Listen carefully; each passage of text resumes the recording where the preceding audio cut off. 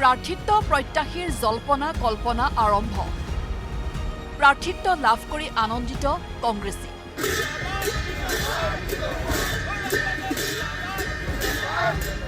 উন্নয়নৰ জোৱাৰ অনাৰ পথ প্ৰাৰ্থীৰ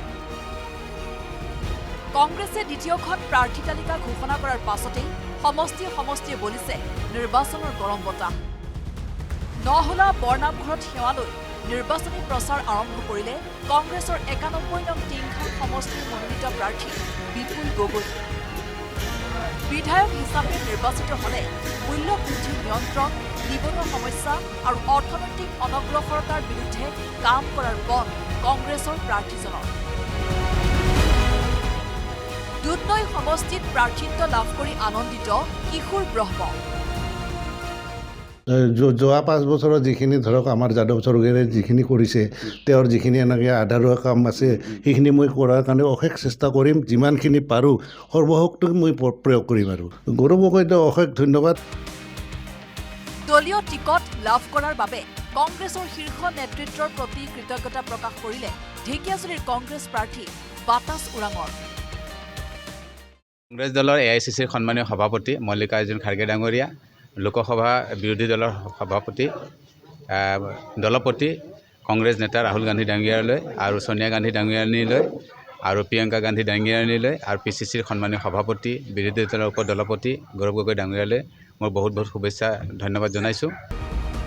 সমৰীয়া সমষ্টিৰ টিকট লাভ কৰা ৰেকিবুদ্দিন আহমেদক বৰঝাৰ বিমান বন্দৰতে আদৰণি জনালে কংগ্ৰেছ কৰ্মী সৰ্বভাৰতীয় কংগ্ৰেছ কমিটি অসম প্ৰদেশ কংগ্ৰেছ কমিটিৰ দ্বাৰা নিৰ্বাচিত কৰিছে সকলোৰে কাৰণে আপোনালোকৰ ওচৰত আমি আশীৰ্বাদ বিচাৰিছোঁ আমাৰ সিটটো আমি অসম প্ৰদেশ কংগ্ৰেছ কমিটি আৰু অল ইণ্ডিয়া কংগ্ৰেছ কমিটিক উপহাৰ দিম আৰু অসমৰ যিটো ৰিজাল্ট হ'ব 26ত সেই ৰিজাল্টত সমৰীয়া সমষ্টিবাসীয়ে এক ঐতিহাসিক এক ৰিজাল্ট দিবলৈ নিশ্চয় সক্ষম হ'ব গহপুৰত কংগ্ৰেছৰ টিকট লাভ কৰিলে ডাক্তৰ শংকৰজ্যোতি কুতুমে কংগ্ৰেছৰ প্ৰাৰ্থিত্ব লাভৰ পাছতেই ডাক্তৰ শংকৰজ্যোতিৰ ঘৰত ভিৰ কৰিলে সমষ্টিটোৰ কংগ্ৰেছ কৰ্মীসকলে সন্মানীয় সভাপতি সম্পাদক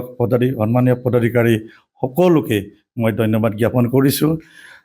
আমাৰ দলে মোৰ প্ৰতি যি আস্থা আৰু বিশ্বাস ৰাখি মোক 2026 চনৰ অসম বিধানসভা নিৰ্বাচনৰ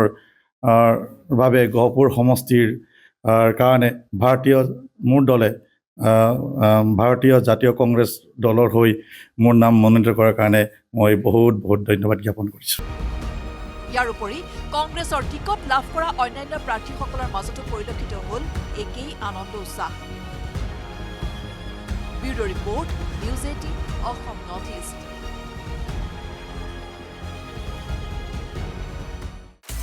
আপুনি বিচৰা বাতৰি পাব কেৱল নিউজ 18 এপত নিউজ 18 এপ ডাউনলোড কৰিবলৈ স্কেন কৰক এই QR কোড গুগল প্লে ষ্টৰতো পাব এই নিউজ 18 এপ